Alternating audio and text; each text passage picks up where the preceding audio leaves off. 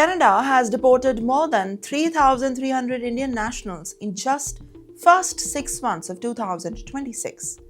And that is not just a number, it is a major signal that Canada's immigration enforcement system is changing. And at the center of it are Indians now.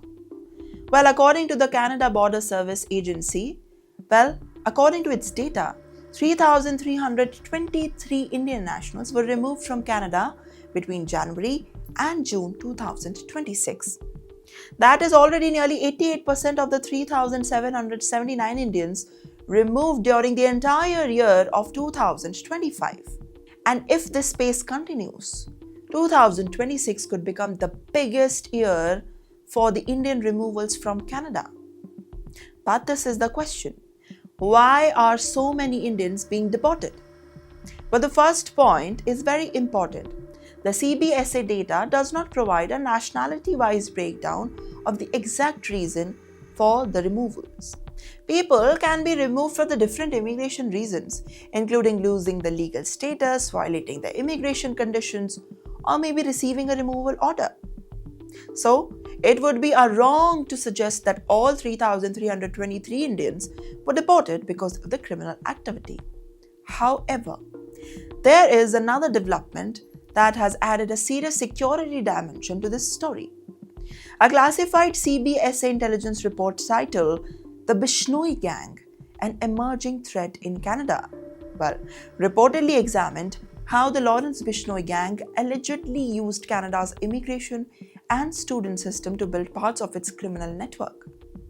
According to the report, young people from India were allegedly recruited after arriving in Canada on the study or work permits. Allegations linked to some of these individuals in the crimes including extortion, shootings, and other violent crimes. And that changes everything. The report said that extortion cases involving Indian citizens increased sharply in the recent years. It also highlighted the alleged recruitment of the Indian students into the organized criminal networks. One of the cases mentioned was Abhijit Kingra, who reportedly arrived in Canada on a student visa and was later convicted over 2024 shooting at the British Columbian Home Associate with Punjabi singer AP Dhillon.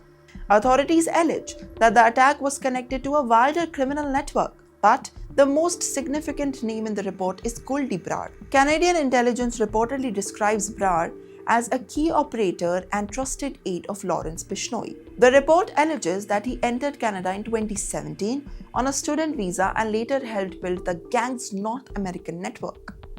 However, there is an important distinction.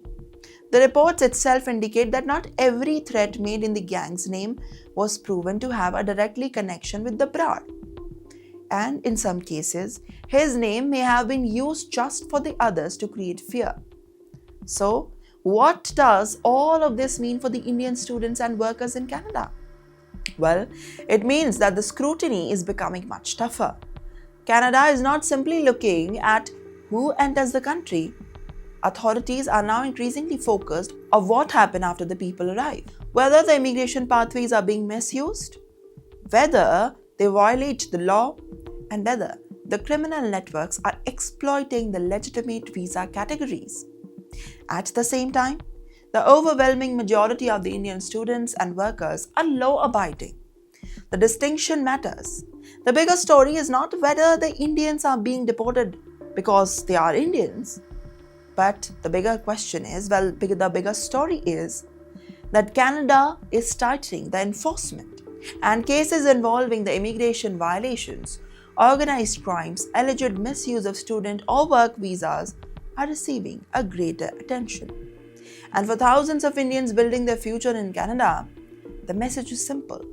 Legal status is not enough. Compliance matters, conduct matters, and the scrutiny is all getting tougher. And that could be fundamentally reshaping India's immigration story in Canada.